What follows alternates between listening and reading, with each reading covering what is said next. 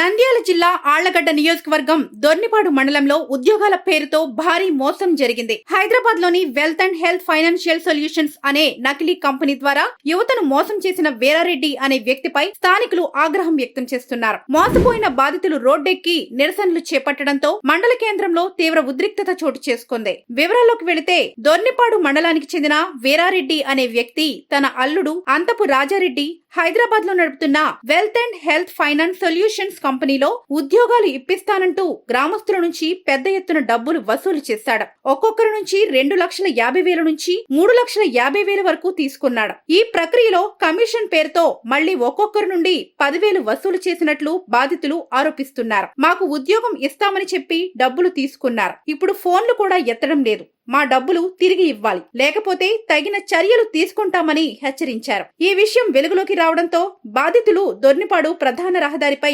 బైఠాయించి నిరసనలు చేపట్టారు. వీరారెడ్డిని అరెస్టు చేయాలంటూ పోలీసులపై ఒత్తిడి తెస్తున్నారు. అరెస్టు చేయకపోతే పురుగుల మందు తాగి ఆత్మహత్య చేసుకుంటామంటూ మందుల డబ్బాలు చూపిస్తూ ఆందోళనకు దిగారు. ఇక్కడ ఆల్రెడీ గత 2 సంవత్సరాల నుంచి health and wealth solution private limited అనేది ఇక్కడ ఉన్న బాచిరెడ్డి వీరారెడ్డి మరియు వాళ్ళ అల్లుళ్ళు రాజారెడ్డి మరియు సింగతల మహేశ్వర్ రెడ్డి మరియు బాచిరెడ్డి శ్రీకాంత్ రెడ్డి అనే వీళ్ళు నలుగురు ఆ సంస్థను నడుపుతా ఉన్నారు. ఇక్కడ బాచిరెడ్డి వీరారెడ్డి 3,50,000 రూపాయలు ప్రతి ఒక్కరి నుంచి డబ్బులు కట్టించుకొని మీకు 3 సంవత్సరాలు నెలకు 40,000 చొప్పున 3 సంవత్సరాలు డబ్బులు పడుతుంది, జీతం వస్తుంది అని జనాలను మభ్యపెట్టి ప్రతి ఒక్కరి నుండి ఇక్కడ ఉన్న దొన్నిపాడు గ్రామంలో ఎన్ని కుటుంబాలు అయితే ఉన్నాయో అన్ని కుటుంబాలలో ప్రతి ఒక్కరు కూడా ఈ జాబ్ కు డబ్బులు కట్టడం జరిగింది. ఆల్రెడీ ఇది ప్రాసెస్ జరుగుతూ ఉన్నప్పుడు గత నెల నుంచి ఈ నెల జీతం పడలేదు.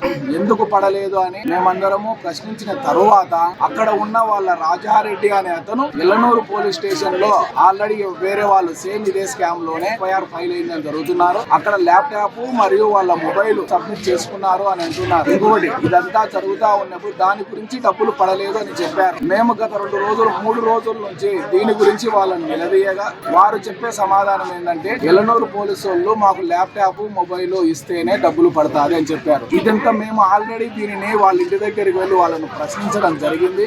జరిగిన తర్వాత కూడా డబ్బులు పడతాది అంటూనే ఉన్నారే కానీ ఇంతవరకు ఎటువంటి రెస్పాన్స్ లేదు.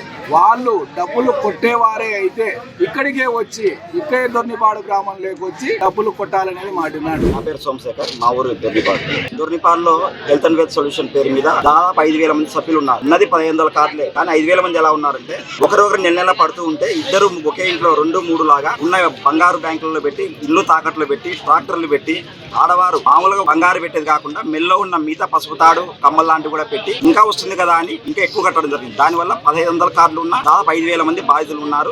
150 కోట్ల దాకా స్కామ్ జరిగింది. 2.5 సంవత్సరాల క్రితం స్టార్ట్ అయింది health and wealth solutions. Private కంపెనీలు ఉంటాయి కదా, రోజు నిఫ్టీలో కంపెనీస్ ఒక కంపెనీ పేరు ఇస్తారు.